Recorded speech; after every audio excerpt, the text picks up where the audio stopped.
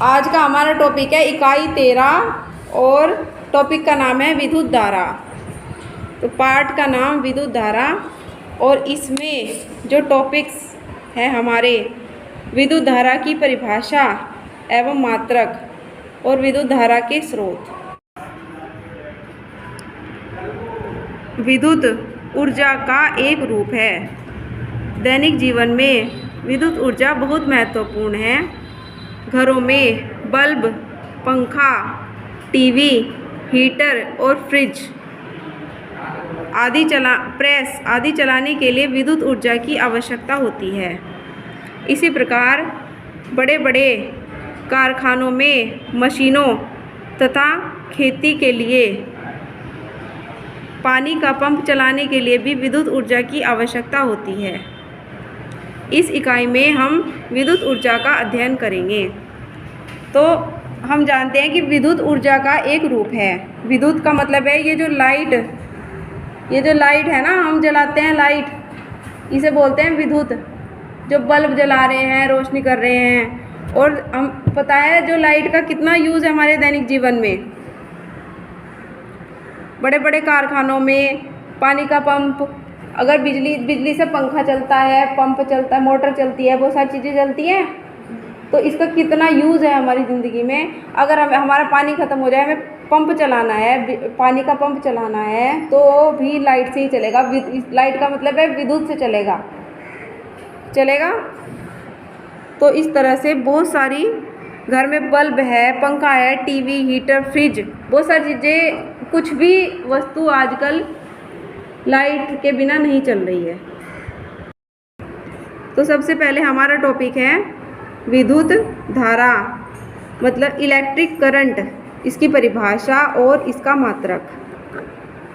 हम जानते हैं कि किसी चालक को घर्षण के द्वारा आवेशित किया जा सकता है। आवेश दो प्रकार के होते हैं, धनावेश और ऋणावेश। किसी वस्तु के धन आवेशित होने का अर्थ है उस पर इलेक्ट्रॉन की कमी, और ऋण आवेशित होने का अर्थ है इलेक्ट्रॉन की अधिकता। अगर हम दो पत्थर ले लें, उन्हें आपस में रगड़ो, चिंगारी निकलेगी। पुराने ज़माने में जब लाइट नहीं थी तो आग कैसे जलाते थे? पत्थरों को घिस के।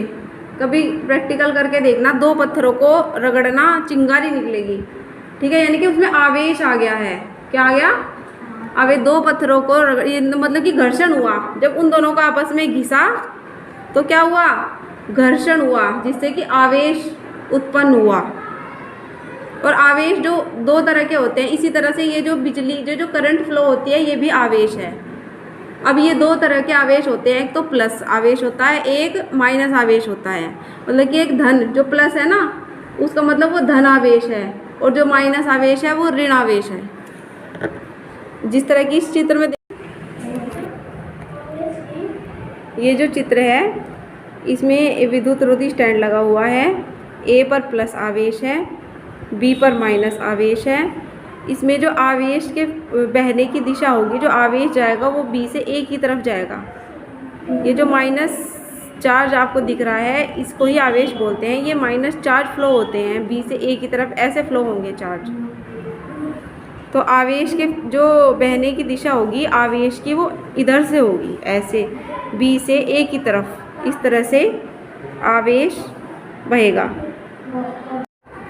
जब धन आवेशित चालक को ऋण आवेशित चालक से तार के द्वारा जोड़ा जाता है, ये देखिए, ये धन आवेशित चालक है, इसको इस ऋण आवेशित चालक से इस तार के द्वारा जोड़ा गया है, तब ऋण आवेशित चालक से इलेक्ट्रॉन धन आवेशित चालक पर जाने लगते हैं। ऋण आवेशित चालक से इलेक्ट्रॉन धन आवेशित चालक पर जाने लगते हैं, और आवेश के प्रवाह को विद्युत धारा कहते हैं। मतलब कि धन आवेशित चालक से इलेक्ट्रॉन ऋण आवेशित चालक से इधर जाने लगेंगे, धन की तरफ, और आवेश ऐसे प्रवाह होने लगेगा, और आवेश के इस प्रवाह को ही विद्युत धारा कहते हैं। ये जो आवेश है ना, ये माइनस का चार्ज है, ये आवेश है, तो ये इधर से इधर जाएगा, तो आवेश के इस प्रवाह को ही धारा कहते हैं। धारा का मतलब करंट, ये वो वाली करंट है जो बिजली वाली करंट है। तो बी से ए की तरफ करंट का फ्लो होगा। आवेश के प्रवाह को विद्युत धारा कहते हैं। वैज्ञानिकों ने विद्युत धारा की दिशा ऋण आवेश इलेक्ट्रॉन के, ऋण आवेश मतलब कि जो इलेक्ट्रॉन होता है उसके चलने की दिशा के विपरीत अथवा धनावेश के चलने की दिशा में माना है। धारा की दिशा जो चलती है वो इलेक्ट्रॉन के चलने की विपरीत दिशा में चलती है। इसका मतलब क्या है, ये देखिए इलेक्ट्रॉन चल रहे हैं बी से ए की तरफ। इलेक्ट्रॉन कैसे चल रहे हैं, बी से ए की तरफ, इस तरह से इलेक्ट्रॉन चल रहे हैं। तो धारा ए से बी की तरफ चलेगी, मतलब कि धारा प्लस से माइनस की तरफ चलेगी। चित्र में देखो, सब चित्र 13.1 में देखो, क्योंकि इलेक्ट्रॉन बी से ए की तरफ जा रहे हैं तो धारा इलेक्ट्रॉन की उल्टी दिशा में जाएगी। धारा प्लस से माइनस की तरफ जाएगी, मतलब कि प्लस आवेश से माइनस आवेश की तरफ जाएगी। जिधर को इलेक्ट्रॉन जाएंगे उससे अपोजिट डायरेक्शन में धारा जाएगी। तो धारा ए से बी की तरफ ऐसे जाएगी धारा, और इलेक्ट्रॉन ऐसे जाएंगे। एक विद्युत धारा का सूत्र है विद्युत धारा आई। विद्युत धारा को आई से रिप्रेजेंट करते हैं। अगर विद्युत धारा का सैंपल पूछे तो आई होगा, कैपिटल आई। चालक में आवेश की मात्रा Q, आवेश की मात्रा को Q से, और विद्युत आवेश के प्रवाह का समय T, ये विद्युत धारा का सूत्र है। ये क्या है, विद्युत धारा I बराबर चालक में प्रवाहित आवेश की मात्रा Q और विद्युत आवेश के प्रवाह का समय T। और विद्युत धारा का ऐसा ही मात्रक एम्पियर है। विद्युत धारा का मात्रक एम्पियर होता है। अब इस परिभाषा को हम इस तरह से भी कह सकते हैं, यदि Q बराबर 1 कूलाम और T बराबर 1 सेकंड हो तो एक विद्युत धारा बराबर 1 कूलाम बटे 1 सेकंड बराबर 1 एम्पियर। धारा का मात्रक होता है एम्पियर। और ये हम अगर तीनों चीज़ें एक एक हों तो हम एक विद्युत धारा बराबर 1 कूलाम बटे 1 सेकंड, इसको 1 एम्पियर इस तरह से कह सकते हैं। अर्थात यदि किसी चालक में 1 कूलाम आवेश 1 सेकंड में प्रवाहित हो तो उसमें बहने वाली धारा 1 एम्पियर होगी। मतलब चालक कोई तार भी हो सकता है, कुछ भी हो सकता है। मान लीजिए किसी चालक में 1 कूलाम आवेश 1 सेकंड तक प्रवाहित हुआ तो उसमें बहने वाली धारा कितनी होगी, 1 एम्पियर। ये जो पंखे चलते हैं ये तब चलते हैं जब इसमें धारा बहती है, इनमें तारों में जो यहाँ से तार जा रहे हैं, समझे। जब इलेक्ट्रॉन इधर से इधर जाएगा तो फिर धारा उसके अपोजिट डायरेक्शन में जाएगी और धारा के वहाँ तक पहुँचने के बाद ये फैन चलना स्टार्ट होगा।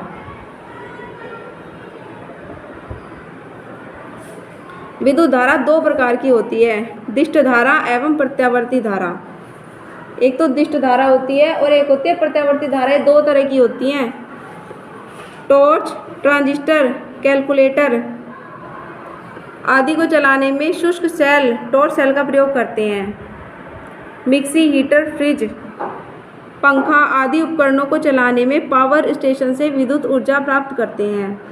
टॉर्च सेल से प्राप्त दिष्ट जो धारा होती है वो दिष्ट धारा होती है, जबकि पावर स्टेशन से प्राप्त विद्युत धारा प्रत्यावर्ती धारा होती है।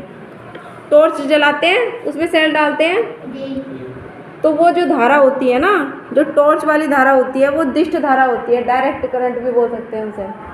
टॉर्च है, कैलकुलेटर है, कैलकुलेटर के तार तो नहीं जुड़े होते कहीं किसी बोर्ड से, तो उसमें सेल डले होते हैं, तो सेल से उसे धारा मिलती है जिससे वो चलता है। तो वो कौन सी धारा होती है, दिष्ट धारा होती है। कैलकुलेटर है, ट्रांजिस्टर है। जबकि अगर आपको चलाना है मिक्सी इस्तेमाल किया है किसी ने, तो उसका स्विच लगाना पड़ेगा बोर्ड में, है ना। ऐसा नहीं कि उसमें सेल डाल दो और मिक्सी चल जाएगी।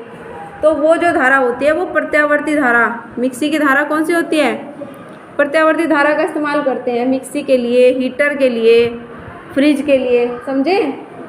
तो 2 तरह की होती है, एक तो दिष्ट धारा होती है और एक कौन सी होती है, एक प्रत्यावर्ती धारा होती है।